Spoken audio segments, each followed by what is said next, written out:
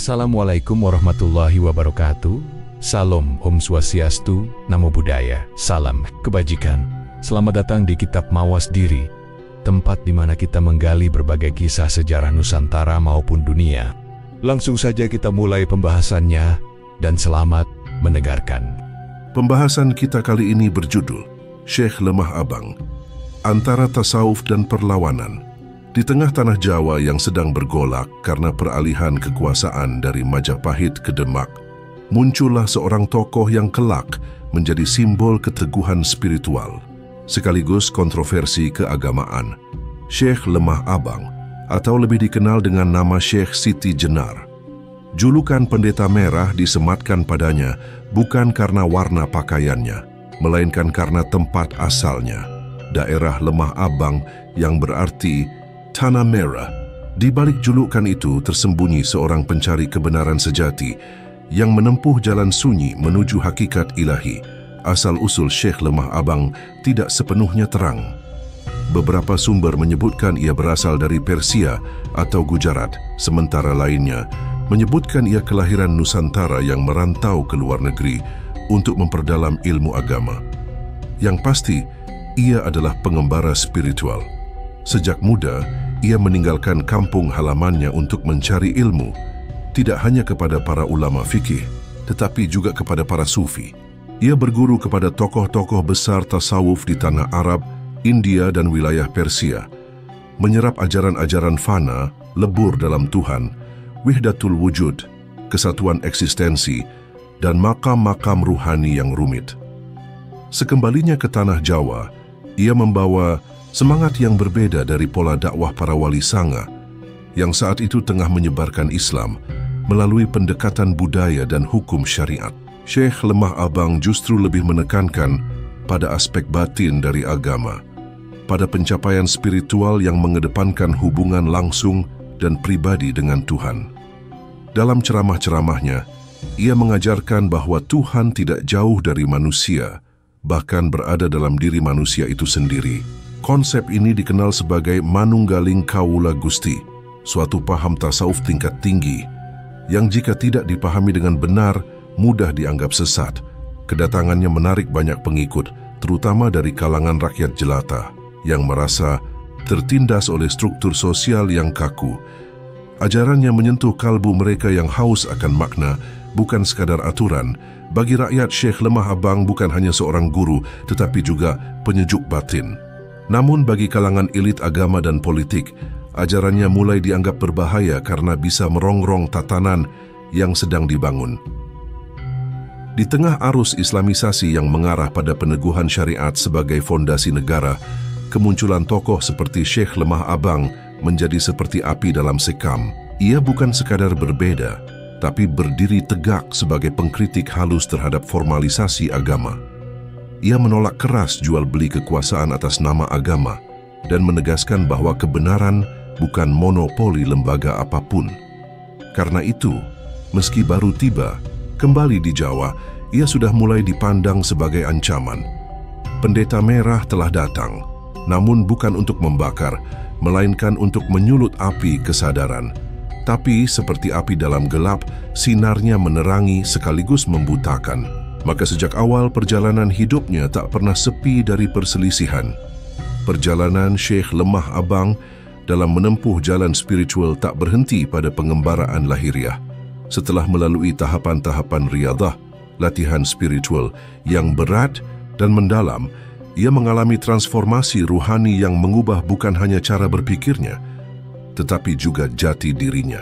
Dari Lemah Abang, ia menjelma menjadi Syekh Siti Jenar, nama yang kelak menjadi simbol kontroversi antara hakikat dan syariat, antara kebebasan batin dan ketertiban sosial. Nama Siti Jenar berasal dari kata Siti yang berarti tanah dan Jenar yang berarti kuning terang atau bersinar. Sebagian menafsirkan nama ini sebagai lambang kesadaran spiritual yang telah mencapai pencerahan, yakni tanah materi yang telah diterangi cahaya ilahi. Ia tidak lagi hanya melihat dunia dari sudut pandang lahir, tetapi telah menembus ke dalam hakikat segala sesuatu. Dalam dunia tasawuf, Perubahan nama semacam ini bukan sekadar simbol, tetapi pernyataan akan kematangan spiritual seseorang. Ia bukan lagi sekadar syekh dari Lemah Abang, tetapi telah menjadi personifikasi dari kesatuan antara makhluk dan Khalik. Dalam ajarannya, Syekh Siti Jenar mulai menyampaikan pandangan tentang Manunggaling Kaula Gusti, sebuah konsep yang berakar dalam pemikiran Wahdatul Wujud Ibnu Arabi. Bagi Siti Jenar, tujuan tertinggi dari kehidupan seorang hamba adalah menyatu dengan Tuhan, bukan dalam makna fisik, tetapi dalam kesadaran batin yang mutlak. Tuhan tidak berada di langit yang jauh, melainkan hadir dalam setiap denyut nadi manusia, dalam bisikan napas dan dalam diamnya hati. Seorang insan yang mencapai penyatuan itu tidak lagi hidup dalam batas-batas duniawi, tetapi telah melampaui dualitas antara aku dan engkau. Ajaran ini segera menyebar, mengundang ketertarikan luas di kalangan rakyat kecil, para petani, nelayan, dan mereka yang terpinggirkan oleh kekuasaan. Mereka merasa mendapatkan jalan yang lebih intim dalam beragama, tanpa harus melewati perantara, tanpa harus tunduk pada kekuasaan keagamaan yang formal. Dalam pengajian-pengajiannya, Siti Jenar seringkali mengajak murid-muridnya untuk merenung, dalam diam menyucikan hati dan menanggalkan ego sebagai jalan utama untuk mendekat kepada Tuhan. Namun, popularitasnya ini menimbulkan kecemasan di kalangan ulama istana dan penguasa Kesultanan Demak. Mereka melihat bahwa ajaran Manunggaling Kaula Gusti bisa menumbangkan tatanan yang sedang dibangun. Jika manusia merasa dirinya menyatu dengan Tuhan, maka perintah dan larangan tidak lagi bermakna. Ketaatan terhadap hukum syariat bisa diabaikan, kekuasaan politik pun bisa dipertanyakan. Bagi Wali Sanga yang sedang berjuang menyatukan Islam dengan budaya Jawa dalam bingkai syariat, Siti Jenar adalah ancaman. Ia membawa api hakikat yang membakar aturan-aturan lahiriah. Ia menyingkap sesuatu yang belum siap dilihat masyarakat luas. Dengan menjadi Siti Jenar, ia telah mengambil jalan yang tak bisa kembali. Jalan sunyi yang hanya bisa dilalui seorang diri. Disinilah awal pertentangannya dengan dunia yang tak hanya akan menguji keilmuannya tetapi juga imannya. Ketika Syekh Siti Jenar mengajarkan bahwa Tuhan bukanlah entitas yang jauh, melainkan hadir dalam diri manusia, ia sebenarnya sedang menyampaikan pesan spiritual yang dalam. Namun, ajarannya yang menggugah kesadaran batin ini perlahan merembes keluar dari ruang zikir dan menyentuh ranah sosial politik. Apa yang awalnya dimaksudkan sebagai pencerahan ruhani mulai dianggap sebagai benih pemberontakan terhadap tatanan yang mapan. Kesultanan Demak sebagai kerajaan Islam pertama di tanah Jawa tengah berupaya membangun sistem kekuasaan yang kokoh dengan berlandaskan syariat Islam. Wali Sanga sebagai penasehat spiritual dan ideologis kerajaan merancang sistem keagamaan yang selaras dengan struktur kekuasaan. Syariat menjadi fondasi, sementara ketaatan kepada sultan dijustifikasi sebagai bagian dari penghambaan kepada Tuhan. Dalam tatanan ini, ketaatan sosial dan religius menjadi dua sisi dari satu mata uang. Namun, dakwah Siti Jenar dengan penekanan pada kebebasan batin, kesatuan manusia dengan Tuhan, dan penolakan terhadap dualitas duniawi justru menumbuhkan semangat egalitarian yang mengganggu bangunan kekuasaan tersebut. Ia tidak menyerang secara langsung kekuasaan sultan atau ajaran para wali, tetapi dengan menanamkan kesadaran bahwa manusia bisa langsung menyatu dengan Tuhan, ia menggugurkan peran perantara, termasuk peran ulama dan penguasa. Ia tidak mengajak rakyat untuk memberontak, tetapi secara tak langsung membuat mereka mempertanyakan kenapa harus tunduk pada aturan manusia jika telah menyatu dengan kehendak ilahi. Dakwahnya pun menemukan tempat subur di kalangan rakyat kecil, para petani, nelayan, pengrajin, dan mereka yang hidup di bawah garis kekuasaan. Ajaran Manunggaling Kaula Gusti bagi mereka bukan sekadar teori spiritual, melainkan pembebasan dari ketundukan sosial. Mereka menemukan harga diri sebagai manusia yang setara di hadapan Tuhan. tanpa perlu takut pada para elit yang sering berbicara atas nama langit. Bagi banyak orang, Syekh Siti Jenar bukan hanya guru sufi, melainkan penyejuk batin sekaligus harapan akan dunia yang lebih adil. Ketika suara-suara yang ia tanam mulai menyebar ke berbagai penjuru, pengaruhnya menjadi terlalu besar untuk diabaikan. Para wali khawatir, Sultan Demak gelisah. Beberapa tokoh penting menganggap bahwa ajaran Siti Jenar melemahkan wibawa hukum Islam, menurunkan legitimasi kekuasaan, dan bahkan bisa memicu anarki spiritual. Sebab jika manusia merasa tak perlu lagi diatur oleh syariat, bagaimana negara akan bertahan? Kekhawatiran itu menjelma menjadi langkah-langkah politik. Beberapa pengikut Siti Jenar diawasi, sebagian ditangkap, dan pengajarannya mulai dianggap sebagai ancaman terhadap ketertiban. Para wali mulai bersidang, membicarakan sang sufi yang tak bisa dikendalikan. Mereka tidak sekadar berdebat soal ajaran, tetapi juga bagaimana menjaga agar dakwah Islam tetap berjalan di jalur yang aman dan terkendali. Dakwah Siti Jenar tidak pernah berniat menggulingkan tahta, tetapi kenyataannya ia telah mengusiknya. Dalam menyuarakan kebebasan ruhani, ia menggoyang dasar-dasar kekuasaan duniawi. Dan dari sinilah konflik yang lebih besar mulai bergulir. Ketika gaung ajaran Syekh Siti Jenar kian menguat dan menyebar hingga ke pelosok-pelosok Jawa, kekhawatiran di antara para wali tak lagi bisa dibendung. Di antara mereka, terutama para wali senior seperti Sunan Giri, Sunan Kudus, dan Sunan Kalijaga, muncul kegelisahan besar. Benarkah ajaran ini akan membawa umat kepada makrifat atau justru menyesatkan mereka dalam kabut penyimpangan? Maka diselenggarakanlah sebuah majelis agung, forum para wali sanga, yang akan menjadi titik balik dalam sejarah Islam di Jawa. Majelis itu bukan sekadar kumpulan tokoh ulama. Ia adalah otoritas moral dan spiritual yang menjadi tulang punggung dakwah Islam di tanah Jawa. Para wali datang dari berbagai penjuru. Sunan Giri yang mewakili pusat otoritas keagamaan di Gresik, Sunan Bonang yang dikenal dalam bidang tasawuf, Sunan Kalijaga yang piawai menyelaraskan Islam dengan budaya Jawa, hingga Sunan Gunung Jati yang berpengaruh di wilayah barat. Pertemuan itu penuh ketegangan. Sebagian wali memandang bahwa ajaran Siti Jenar adalah bentuk pengkhianatan terhadap misi islamisasi yang telah dirintis dengan susah payah. Mereka menuduhnya menyebarkan bid'ah, menyamakan manusia dengan Tuhan, dan menghapus batas antara hamba dan ilahi. Syariat menurut mereka adalah jalan yang pasti dan harus ditaati, sementara hakikat hanya boleh ditempuh oleh segelintir yang telah benar-benar matang secara ruhani, dan bahkan itu pun harus tetap dalam bingkai syariat.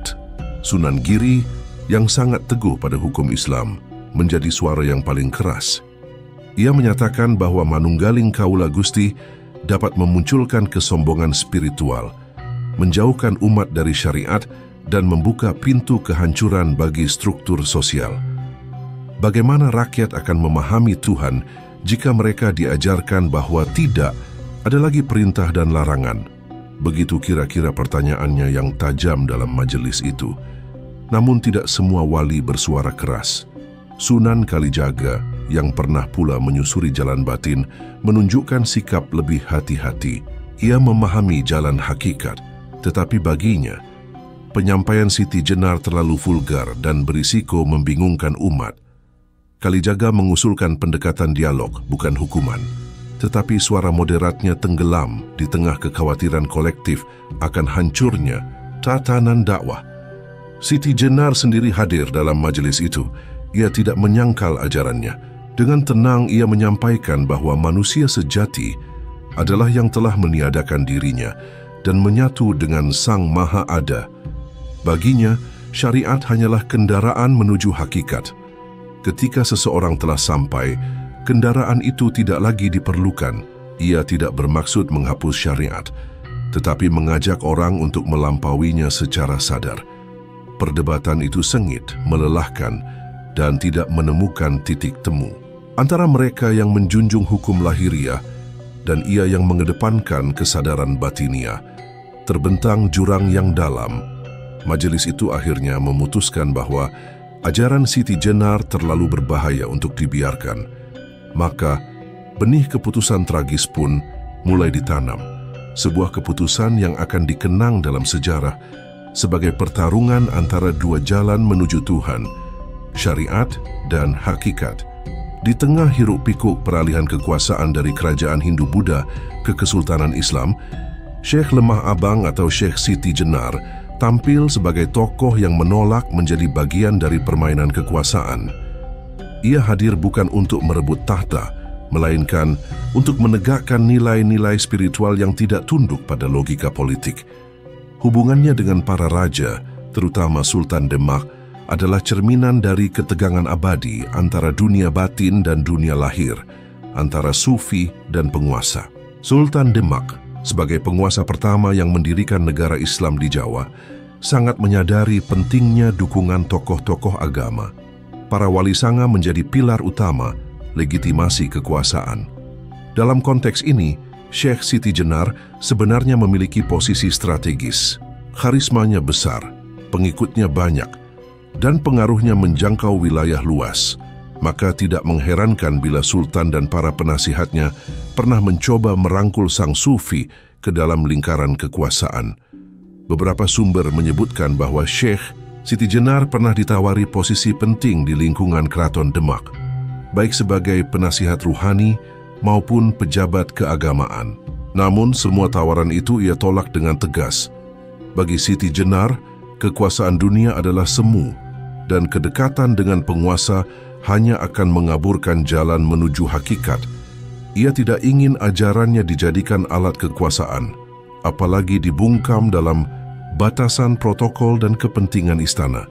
Penolakannya itu mengejutkan banyak pihak. Di masa ketika menjadi bagian dari kekuasaan berarti memperoleh keamanan dan pengaruh, Siti Jenar justru memilih jalur sunyi dan terjal. Ia terus mengajar di luar lingkar istana, berdakwah di desa-desa, dan memperdalam praktik spiritual bersama para pengikutnya.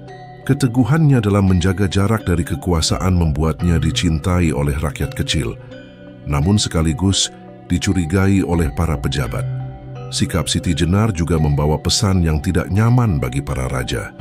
Dengan mengajarkan bahwa semua manusia adalah pancaran Tuhan dan bahwa yang sejati hanyalah Sang Ilahi, ia secara tidak langsung menantang konsep hierarki kekuasaan. Jika semua hamba bisa menyatu dengan Gusti, apa gunanya gelar sultan atau penguasa? Jika yang hakiki adalah kebebasan batin, lalu bagaimana negara akan menjaga disiplin dan ketertiban? Pandangan-pandangan ini menjadikan Siti Jenar tokoh yang sulit dikendalikan. Ia tidak memberontak secara fisik, namun membongkar fondasi kekuasaan dengan ide-ide yang menusuk jantung legitimasi politik. Bagi para raja dan elit agama, ia menjadi cermin yang menampilkan wajah kekuasaan secara telanjang, penuh ambisi, manipulasi, dan haus kendali atas nama agama. Akhirnya, hubungan antara sang sufi dan para raja menjadi hubungan yang tegang, namun diam-diam saling mengamati. Siti Jenar berdiri sendiri, tanpa pasukan, tanpa jabatan, namun dengan keteguhan hati yang membuatnya menjadi lawan yang berbahaya. Ia bukan pembangkang biasa. Ia adalah penolak dunia, penempuh jalan batin yang tidak tunduk pada mahkota. Dan dalam dunia yang haus kekuasaan, itu adalah bentuk perlawanan paling radikal. Akhir hidup Syekh Lemah Abang, atau yang lebih dikenal sebagai Syekh Siti Jenar, merupakan bab yang paling misterius sekaligus paling menggugah dalam riwayat tasawuf di tanah Jawa. Keteguhannya dalam mengajarkan jalan hakikat, meskipun ditentang oleh para ulama dan penguasa, akhirnya membawanya pada keputusan tragis.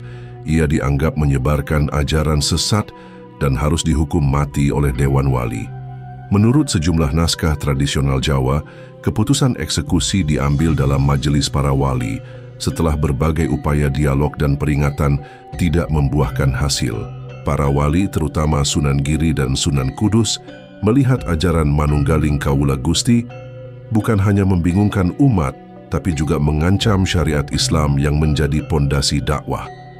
Ketakutan akan perpecahan umat dan kekacauan sosial memaksa para wali mengambil jalan yang berat, menyingkirkan sang sufi demi menjaga keutuhan umat.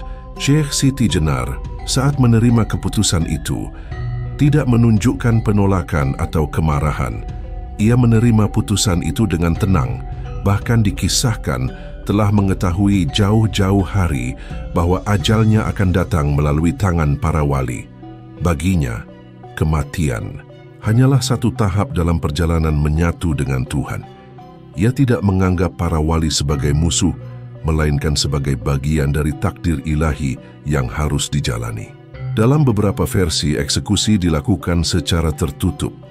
Ada yang menyebutkan ia dihukum mati di halaman Masjid Demak di hadapan para wali dengan tuduhan menyebarkan kebatilan. Tubuhnya dimakamkan secara diam-diam agar tidak memicu pemberontakan di kalangan pengikutnya yang tersebar luas. Namun cerita-cerita rakyat berkembang dengan versi yang berbeda bahwa ketika hendak dipenggal, tubuhnya justru lenyap, meninggalkan cahaya dan wewangian yang menandakan penyatuan sempurna dengan Sang Khalik. Sebagian lainnya mengatakan, yang dihukum mati bukan Siti Jenar yang sejati, melainkan bayangan atau wadag lahir yang ditinggalkan karena ruhnya telah lebih dulu menyatu dengan Tuhan. Dalam pandangan Sufi, kematian bukan sekadar berhentinya nafas, melainkan lenyapnya ego, fana dalam kehadiran ilahi. Maka bagi pengikutnya, Syekh Siti Jenar tidak mati. Ia telah mulat sarira, kembali pada asal sejatinya. Kepergiannya menyisakan kesan mendalam. Para pengikutnya tetap menjaga ajarannya secara diam-diam, menuliskan laku-laku spiritualnya dalam suluk dan serat. Di sisi lain, nama Siti Jenar nyaris dihapus dari catatan resmi dakwah Wali Sanga, seolah menjadi noda yang harus dilupakan. Namun justru dari penghilangan itulah mitosnya tumbuh subur, menjelma menjadi legenda. Jalan sunyi yang ia tempuh menuju kematian adalah jalan yang tak semua orang mampu ikuti. Ia memilih dibunuh atas nama kebenaran yang diyakininya, bukan tunduk pada kompromi. Dan karena itulah Syekh Lemah Abang dikenang bukan sekadar sebagai pengajar tasawuf, tapi sebagai simbol keberanian menempuh jalan ruhani, meski harus berhadapan dengan dunia yang menolak. Setelah kematian Syekh Siti Jenar, langkah-langkah sistematis segera diambil untuk menghapus jejaknya dari narasi resmi sejarah Islam di Jawa. Namanya tidak dimasukkan dalam daftar Wali Sanga, meskipun ia hidup sejaman dan sempat berdakwah bersama mereka. Hajarannya dianggap menyimpang, bahkan membahayakan ketertiban masyarakat dan agama, sehingga semua suluk dan petuahnya dilarang beredar secara terbuka. Kesultanan Demak bersama para wali yang berkuasa saat itu membangun sistem dakwah yang menekankan syariat dan kepatuhan terhadap struktur otoritas agama. Dalam sistem itu, ajaran Siti Jenar yang menekankan kebebasan ruhani dan penyatuan dengan Tuhan dipandang sebagai ancaman serius. Maka, nama dan warisannya secara perlahan dikeluarkan dari khazanah ajaran Islam resmi. Namun, di luar tembok kekuasaan, terutama di kalangan rakyat kecil, ajaran dan kisah Siti Jenar justru bertahan. Ia dikenang bukan sebagai penyebar ajaran sesat, melainkan sebagai tokoh yang berani berkata benar di hadapan penguasa. Bagi para petani, pengelana, dan para pengamal kebatinan, Siti Jenar adalah simbol keberanian spiritual, seseorang yang tidak gentar menghadapi dunia demi kebenaran. Batin, cerita-cerita tentangnya hidup dalam bentuk suluk, tembang, dan dongeng lisan, diwariskan secara sembunyi dari generasi ke generasi. Ia menjadi bagian dari kesadaran kolektif rakyat Jawa, bukan sebagai ulama istana, tetapi sebagai sufi pemberontak. Dalam diam, warisan yang coba dihapus itu justru menemukan kehidupan yang lebih dalam. Ia menjadi suara bagi mereka yang merasa tak terdengar oleh kekuasaan. Syekh Lemah Abang atau Syekh Siti Jenar berdiri di persimpangan yang sulit didekati oleh sejarah formal. Ia bukan sekadar tokoh spiritual, tetapi juga simbol dari pergulatan antara hakikat dan syariat, antara suara batin dan tatanan sosial politik. Hingga kini, ia tetap menjadi sosok yang sulit untuk dikurung dalam satu label. Apakah ia seorang sufi agung yang disalahpahami, atau seorang pemberontak mistik yang menantang tatanan yang mapan? Dalam kerangka tasawuf, Siti Jenar mewakili puncak pengalaman spiritual yang dikenal sebagai fana, lenyapnya ego dan penyatuan total dengan Tuhan. Namun, dalam pandangan ulama fiqih dan pemangku kekuasaan, ajarannya dipandang berbahaya karena mengaburkan batas antara manusia dan ilahi, serta melemahkan struktur otoritas agama. Di titik inilah konflik antara spiritualitas murni dan institusi keagamaan menjadi sangat nyata. Sejarah Islam di Jawa memang tidak pernah seragam. Ia berkembang melalui negosiasi yang rumit antara dakwah, budaya lokal, kekuasaan, dan laku ruhani. Dalam sejarah ini, Siti Jenar mungkin bukan tokoh pusat, tetapi ia adalah poros alternatif, sebuah jalan sunyi yang tetap menggema dalam laku kebatinan orang Jawa. Warisan Siti Jenar bukan hanya soal ajaran, tetapi juga tentang keberanian menyuarakan kebenaran batin meski ditolak oleh dunia luar. Ia mengingatkan kita bahwa dalam setiap peradaban selalu ada suara yang tidak terdengar, namun justru menjadi denyut nadi kebebasan sejati. Antara hakikat dan sejarah, Syekh Lemah Abang hidup sebagai bayang-bayang abadi yang terus menantang cara kita memahami iman, kekuasaan, dan kebebasan spiritual. Semoga pembahasan hari ini membawa pencerahan dan ketenangan bagi hati kita semua. Mohon maaf jika ada kekurangan dan terima kasih atas kebersamaan Anda. Damai selalu menyertai langkah kita dalam keberagaman dan kesatuan. Salam hormat dan sampai jumpa di pertemuan berikutnya. Wassalamualaikum warahmatullahi wabarakatuh. Shalom, salam sejahtera, Om Shanti, Shanti, Shanti Om. Namo Buddhaya, salam damai dan kebijaksanaan.